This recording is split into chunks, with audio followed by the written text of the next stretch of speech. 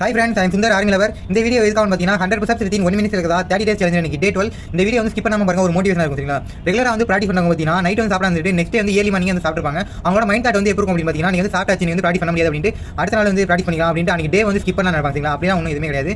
நான் வந்து இப்போ ஏர்லி மார்னிங் தான் சாப்பிட்டுருக்கேன். இன்னைக்கு வந்து எத்தனை % இருக்க முடியுதுன்னு பார்ப்போம். வாங்க வீடியோ போகலாம்.